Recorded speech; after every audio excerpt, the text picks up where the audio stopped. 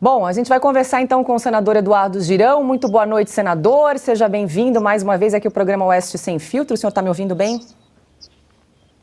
Muitíssimo boa noite, Paula. Estou lhe ouvindo bem, sim. Um abraço grande aí na Ana Paula, no Augusto Nunes, no Gerson e no Silvio. Estamos às ordens aqui para dialogarmos nesse momento importante do Brasil. Sem dúvida. Senador, ontem, aqui no Oeste Sem Filtro, nós entrevistamos seu colega, o senador Esperidião Amin. E ele disse durante a entrevista que, em caso de ausência do presidente do Senado, Rodrigo Pacheco, a sessão poderia ser conduzida pelo vice-presidente da Câmara. Minha pergunta é nesse sentido, se essa possibilidade está sendo aí discutida no Congresso, caso se confirme a ausência de Rodrigo Pacheco aí pelas próximas 2 semanas. Como nós comentamos, ele tem, parece, 2 viagens programadas, uma à China e a outra para a Inglaterra, na sequência. Olha, Paulo, inclusive na sessão que nós tivemos há pouco no Senado Federal, terminou há cerca de 30 minutos, isso foi perguntado ao presidente Rodrigo Pacheco, como é que ficaria a CPMI no caso da viagem dele. Ele não confirmou a viagem, deixou ainda no mistério, né, mas disse que se porventura fosse viajar, iria tão logo retornar, se colocar em pauta na semana seguinte. Só que essa sessão não pode mais ser adiada, né? Inclusive, o próprio presidente Rodrigo Pacheco fez um vídeo comigo e com o senador Cleitinho, até postei há pouco nas redes sociais, há cerca de 3 semanas, se comprometendo a colocar em pauta entre o dia 11 e o dia 14 de abril a leitura, né, a abertura dos trabalhos, porque nós estamos há 4 meses, já desde o início do ano, e não tivemos a abertura dos trabalhos no Congresso Nacional. Eu fico me perguntando, Paula, e você que está nos assistindo no Oeste Sem Filtro, que tanto medo é esse? Que tanto pavor é esse que o governo e seus aliados têm com relação a essa CPMI? Porque é a primeira vez que eu vejo, né, alguém que se diz vítima, que é o governo Lula, que desde o primeiro momento, depois do dia 8, se colocou como vítima, seria um golpe, não quer a investigação. Parlamentares estão denunciando oferecimento aí de milhões e milhões de reais, que já não é mais o orçamento secreto, que o Lula sempre combateu, é um super secreto, né, orçamento, e a gente percebe aí que o governo está fugindo como quem foge de uma cruz com relação a essa CPMI. Só que a canoa está furada. A canoa já está muito clara que está furada. Quanto mais se tiram assinaturas, né, como a água entrando dentro de uma canoa furada, mais entram assinaturas novas, né? Então o governo já viu que não é por aí. Eles estão num checkmate, né? Não sabem o que fazer e vão adiando. Só que agora, em vez de uma CPMI, serão 2 que a oposição está dando de presente para o povo brasileiro nessa próxima sessão do Congresso.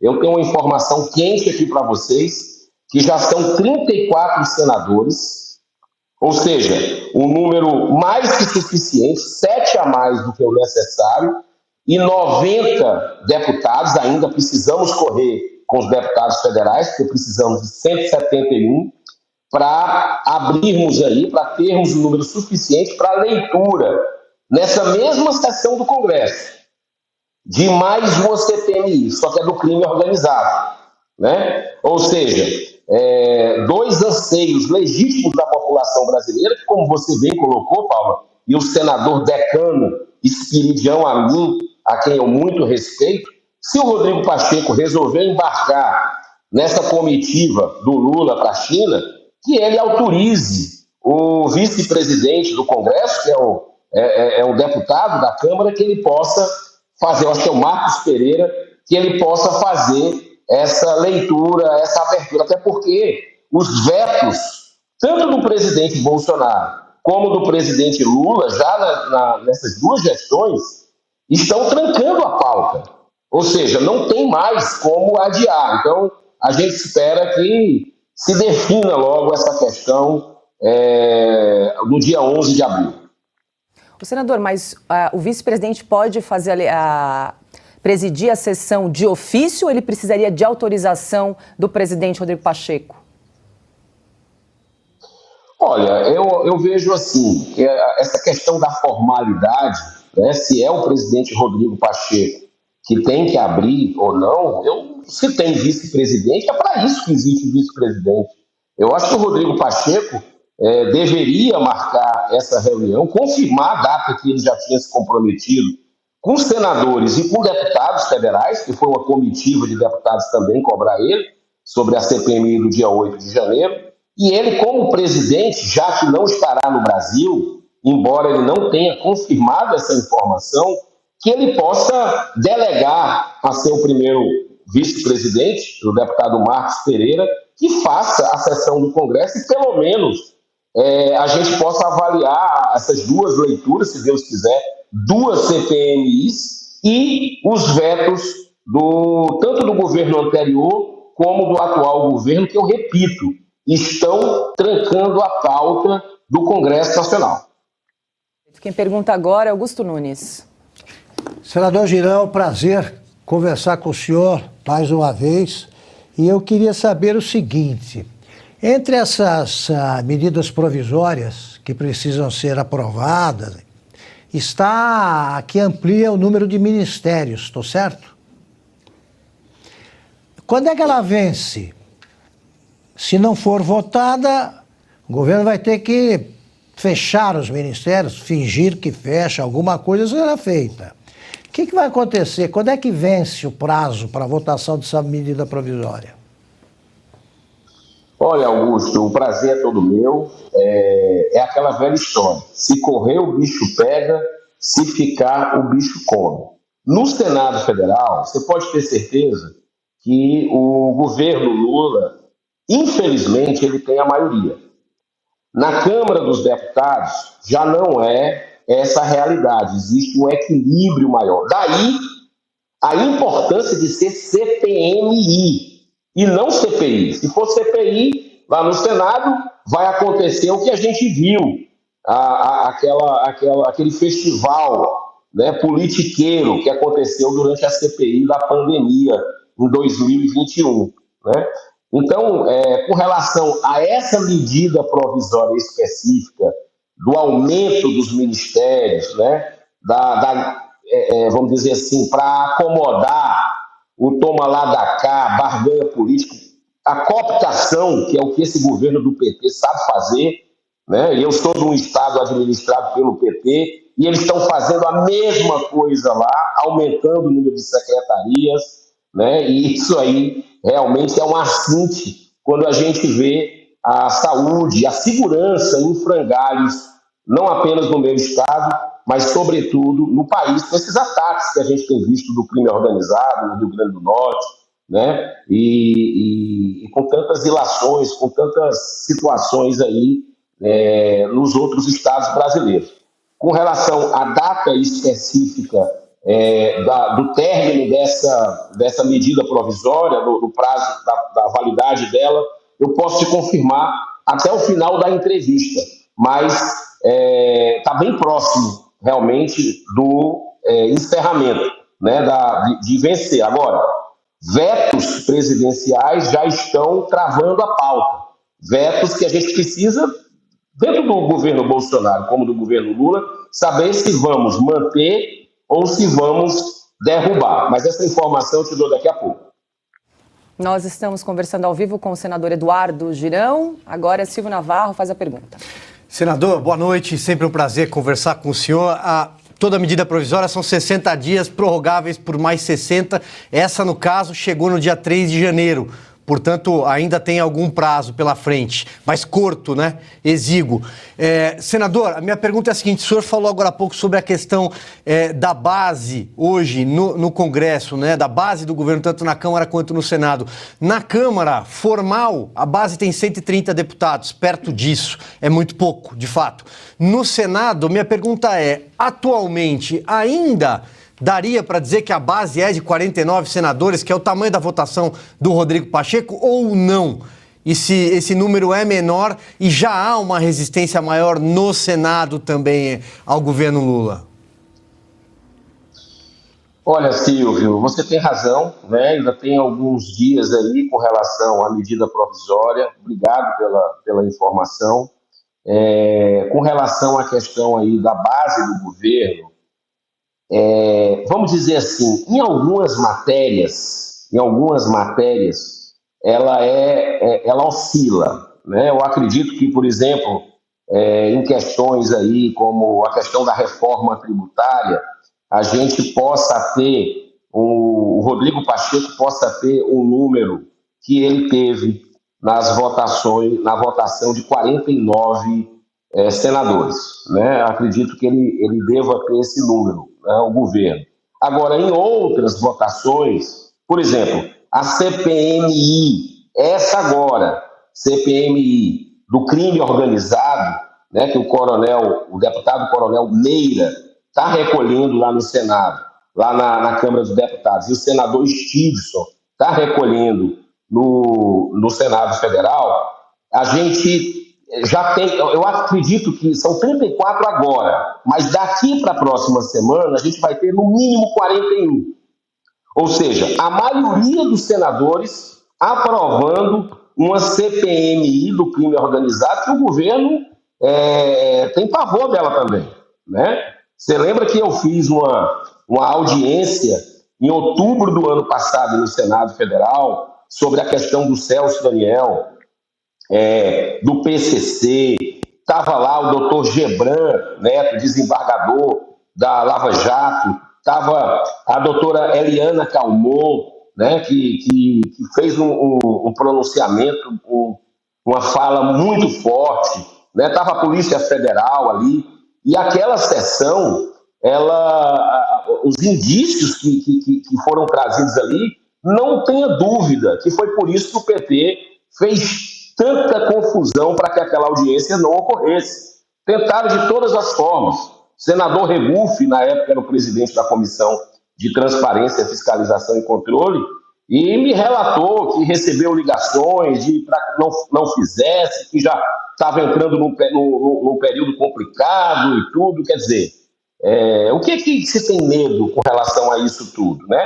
E o Ceará, Silvio, você sabe que tudo que está acontecendo no Rio Grande do Norte, esses ataques, esses atentados lá de organizações criminosas, que curiosamente, uma das articuladoras desses ataques foi presa ontem no Rio de Janeiro, né? Ou seja, no mesmo lugar que o ministro Flávio Dino visitou enquanto estava as facções criminosas estavam tocando terror lá em Natal, em muitas cidades do Rio Grande do Norte, o ministro Flávio Dino estava visitando o Complexo da Maré sem escolta, sem nada, e a gente percebe por que está acontecendo isso, né? Por que o temor que a gente busque investigar essa eventual relação. Tem muita coisa que nós precisamos ver no Brasil.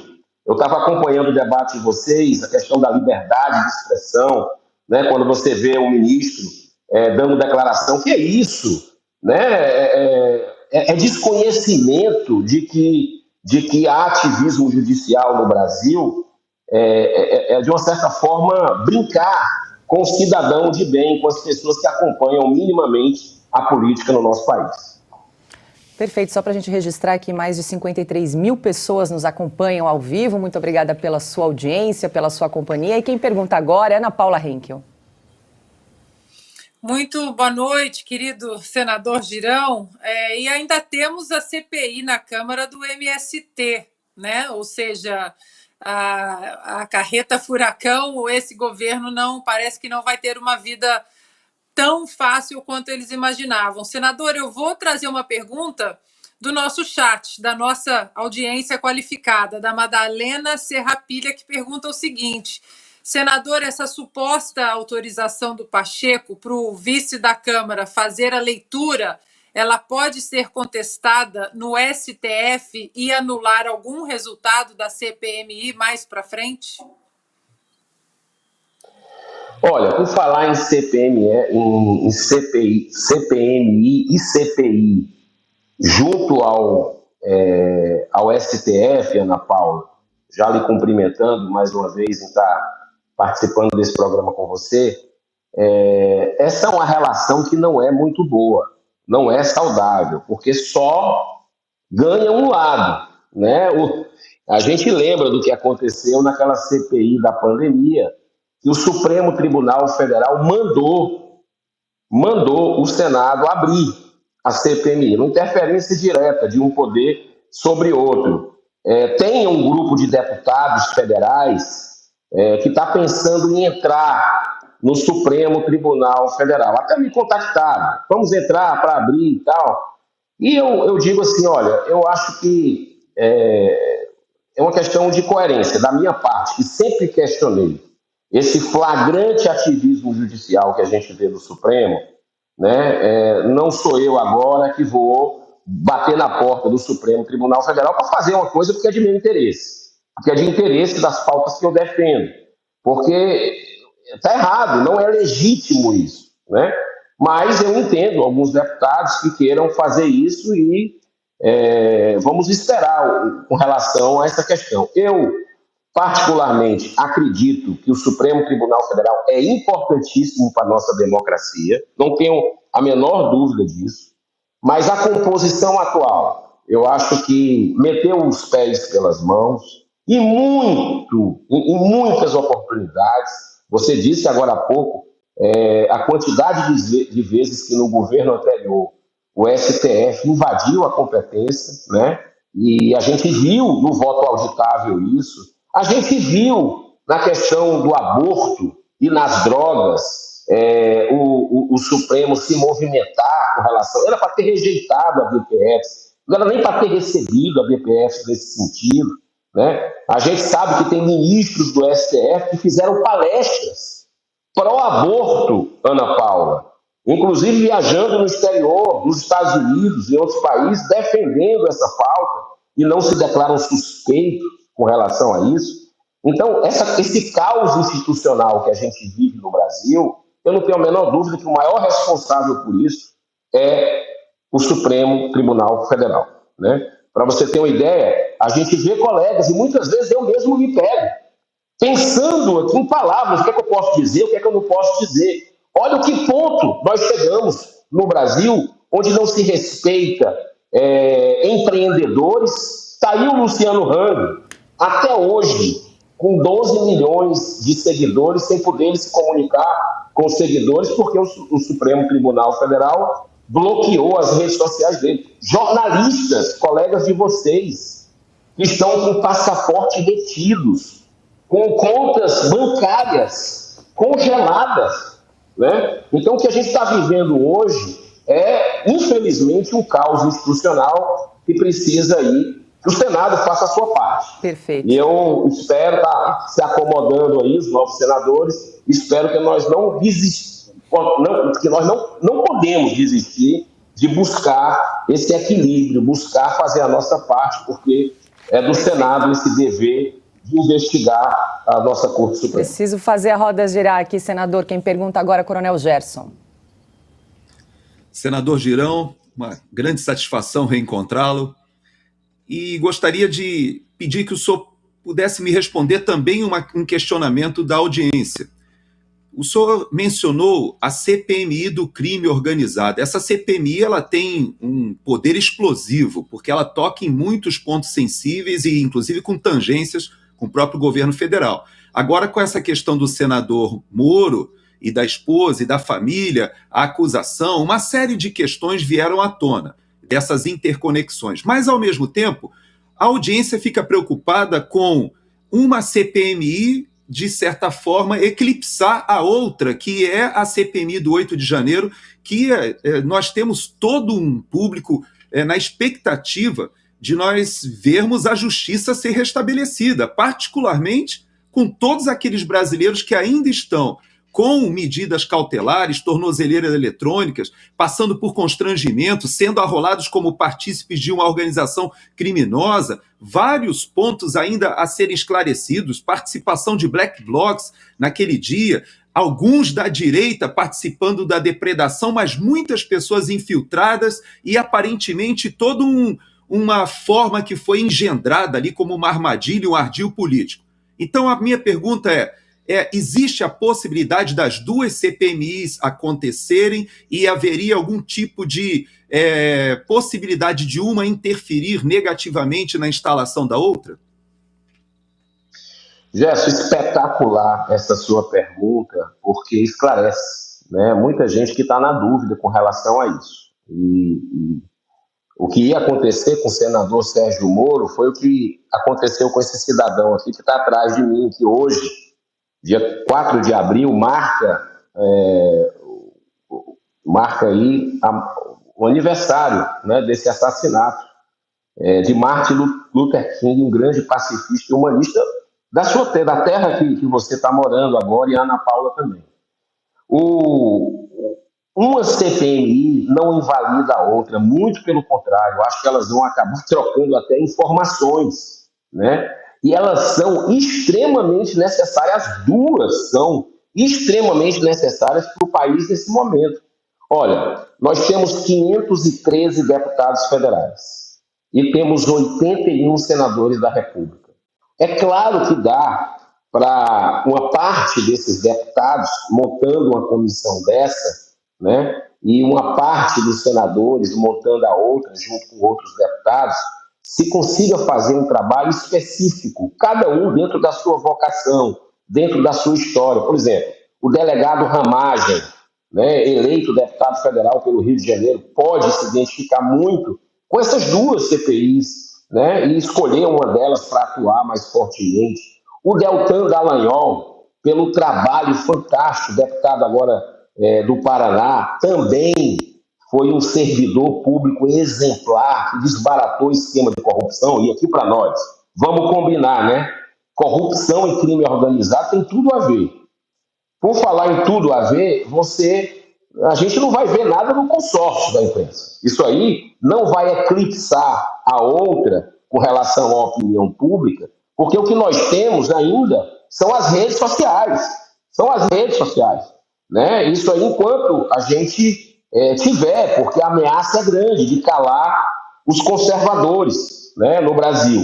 Então, a gente tem como fazer um trabalho paralelo, sim, trazer a população para próximo das duas casas, tanto do Senado como da Câmara, e informá-las sobre essas duas CPMIs que vão trabalhar paralelamente, essa é a ideia, e que possam, inclusive, trocar informações em alguns momentos chaves para que a verdade venha à tona. Então, é muito importante que a gente haja rápido para que o Brasil não tenha uma solução de continuidade e o próximo alvo não seja o estado de quem está nos assistindo agora. O Ceará passa por uma humilhação diária, por exemplo, com famílias sendo expulsas de suas casas, moradores, cidadãos, trabalhadores pedindo autorização para o tráfico, para entrar nos seus bairros à luz do dia. Não é só na capital, não, é no interior. Então, você quer isso para o seu estado?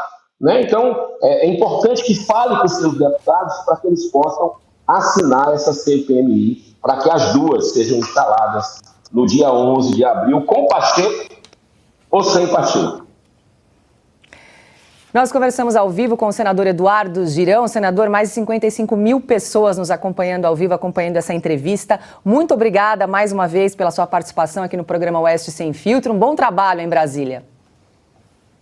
Gratidão, Paulo. O resultado dessa audiência fenomenal, crescente que vocês estão tendo, é pela independência. É por um trabalho sério, de profissionais competentes, dedicados, e que o brasileiro, cidadão de bem, só tem que agradecer pela coragem, pela ousadia de vocês. Grande abraço, sempre às ordens.